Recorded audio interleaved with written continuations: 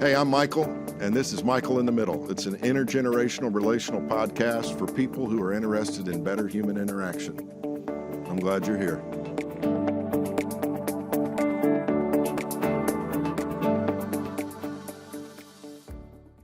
Hey, friends, I'm Michael in the Middle. Great to be back with you after a couple of weeks off from the podcast, given the demands of the schedule for me personally more than anything else. Most of you would know that I'm very involved not only in my work at Tribeca Nazarene University with a variety of things that are a part of my daily work assignments, but I'm also very involved in the Church of the Nazarene denominationally, having served on leadership boards in a variety of capacities. And I have to admit to a certain measure of imposter syndrome that kind of creeps in on me every now and then. For the past 10 years, have served on the general board for the Church of the Nazarene globally, one of about 50 persons who sit on that board to help with certain aspects of leadership for the denomination in between what we call our general assemblies, which have typically been held every 4 years. We were scheduled to be in Indianapolis in 2021 for our General Assembly, the 30th, if I recall, General Assembly. And because of COVID and some of the challenges related to rescheduling, we couldn't do it in 2022. So it was moved to 2023, meaning that it had been 6 years since we had had that global gathering of persons who are affiliated with the denomination around the world. One of the coolest things about that gathering is always the opening session where there's the March of the Flags of the Nations. I think 164 maybe countries were represented in that March of Nations to show where the Church of the Nazarene is attempting to do good work on behalf of the church. And when I say the church, I don't just mean the Church of the Nazarene, but the Church Universal, as it's often referred to, the Church of God around the world. And it's a beautiful sight. One of the things that I loved about it is that so many of the people from the different nations were dressed in not, I don't want to call it costume, but just the way people dress in that country. And I kind of had a little fun with a pre-assembly post on social media where I asked people if I should be bringing my hat with me. And just for those of you who kind of followed along with that, I had this picture of myself on social media. It was actually auto-generated from an app that I invested a little money in just on a whim. And so you send in 10 pictures of yourself, 10 selfies, and then they generate 100 photos, different looks for you. So I had a bunch of pictures of myself in clothing that I don't normally wear. I mean, it's just not a part of my wardrobe, and a bunch of different hats.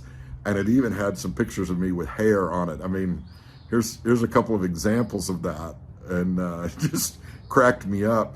So in these sort of angsty sort of moments that we have related to social media and all the different things that people can sort of been out of shape over, I thought I'm going to have a little fun with this app, and I'm going to put this picture of me up, you know, that has this really cool wide brim Panama style hat, and it took off way more than I expected it to, and people had a lot of fun with it, and you know, almost without exception, people said, "Oh, you should bring the hat for sure."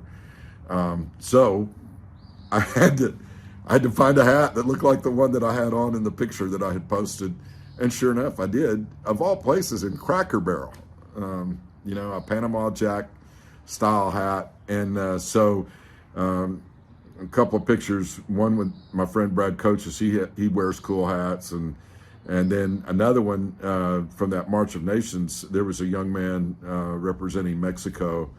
I mean, he had the full-on look of a Mexican cowboy, kind of with the complete with the sombrero, and I had to get a picture with him. That was pretty cool.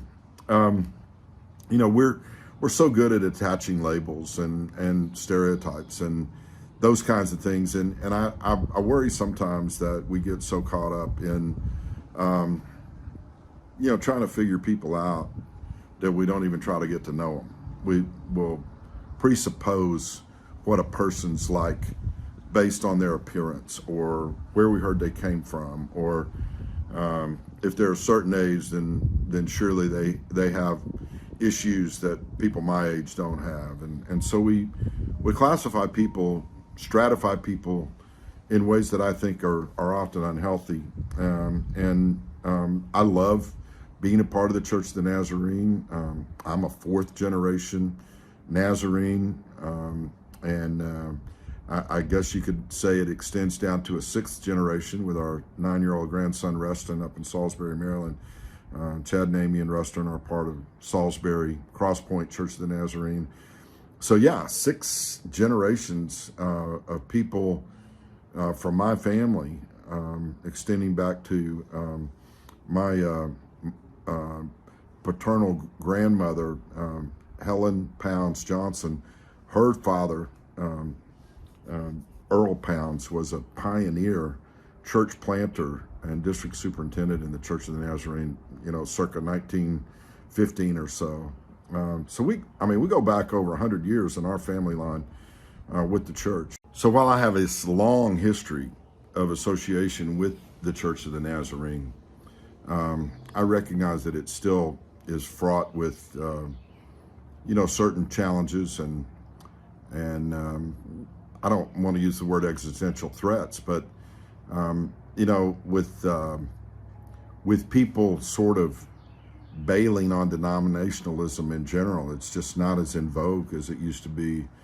Yeah, I have some concerns about how that goes, and I don't want to get in too deep into things that were discussed as a part of that. I was an elected delegate from the Mid-South District Church of the Nazarene, which is comprised of over 100 churches in the western part of Tennessee, basically from I-65 west toward Memphis, and then the entire state of Mississippi comprises the Mid-South District. It was an interesting time to be a part of that. And when you have over 1,000 delegates from literally around the world, the challenges related to translation, going slowly enough for the number of different translators that we had there for Spanish, and Portuguese, and French, and for persons from Papua New Guinea, and I don't know how many other languages we had there. I know we had people there from Korea and Japan. It was just unbelievable. Just, you know, what goes into trying to run something like that, administer something like that, but also knowing that English is the primary language spoken for the majority of people who were there.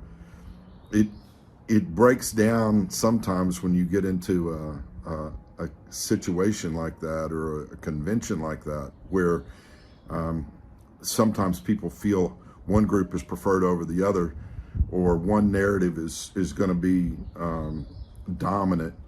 And what happens is, even for people who speak the same language, it's like they're talking in different dialects, and that happens sometimes even in the U.S. here, where people from different parts of the country, even people who live in close proximity to each other, will have different ideas about certain concepts.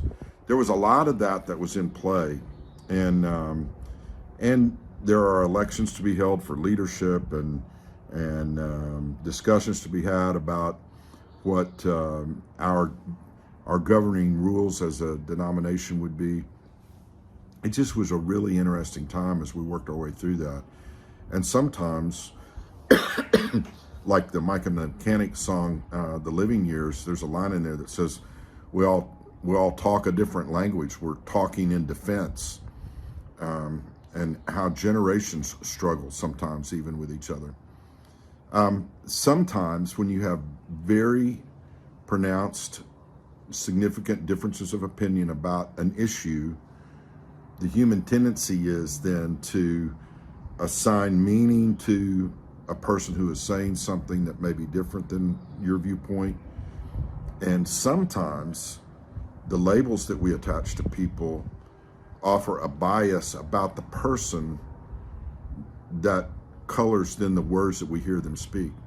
This is getting heavy. I don't necessarily mean for it to be that, but I do want to challenge us to think about how when we're dealing with people who may have a difference of opinion on a certain issue, that we find a way to work our way through the relationship so that even when we disagree, maybe especially when we disagree as Christian people, that we treat each other with high regard, regardless of the measure of disagreement.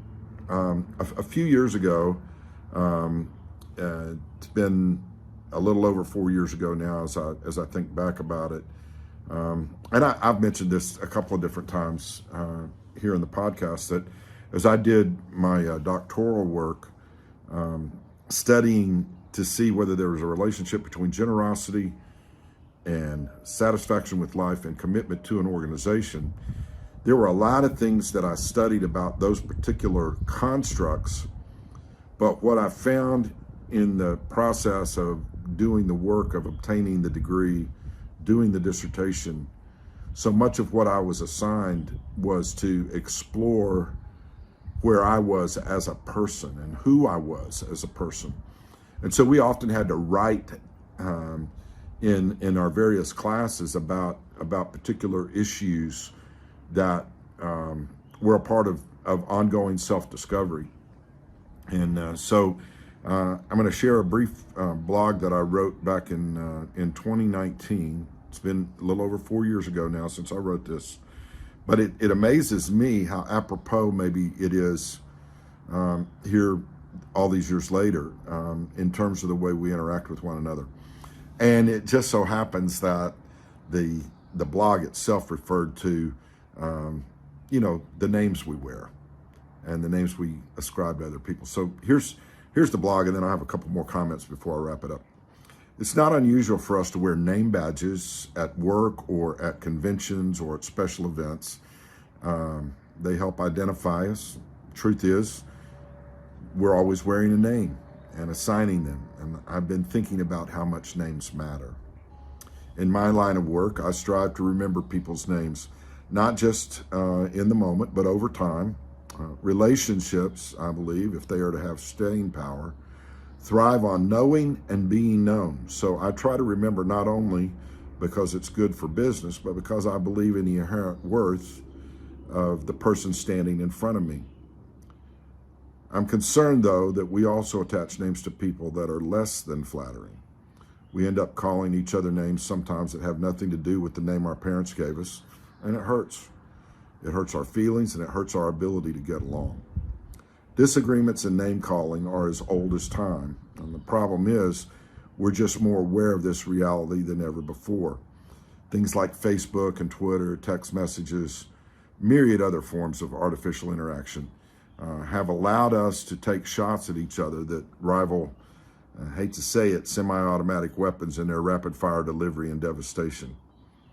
It used to be that if you had something against someone, you pretty much had to either say it in person, send it in a letter, or just tell the town gossip. Now you can sit at a computer or punch it in on a smartphone and figuratively bomb a person's name in no time at all. James writes about in the New Testament that with the same mouth we offer blessings and curses. This should not be. That's what James said. With a 24-hour news cycle on cable TV and the internet, there's virtually no way to hide from the names we hear in the news, complete with descriptors about their behavior. I get that. But maybe we can do something about it. Maybe we could be a part of something that could really help everyone. Here's why I think we can and should do better. We could stop some of the viciousness within our own lives as we say the names of our family and loved ones. The names we attach to our coworkers could carry a little less hostility, even if that sentiment isn't returned. Wouldn't our churches be better served if we called on the one whose name we collectively bear, rather than calling our brothers and sisters unflattering names that demean our shared faith? What I'm really trying to get at is pretty simple. If you really need to call someone a name, make it a good one. Chances are that person already has a lot they need to work on, and maybe a little positive encouragement from you will help them get headed in the right direction. And in so doing, I really believe you'll be headed in the right direction too. It's easy to get frustrated with people that you disagree with, maybe even vehemently disagree with. But they're still a human being. They're still a person that, if you're a Christian, you believe is created by God. And I think sometimes, and I'm speaking particularly to the Christians right now who follow me here, I think sometimes we really get in our own way in terms of trying to ensure that we're pointing people in the right direction. We can get in our own way with the names that we attach to people who do not believe as we do.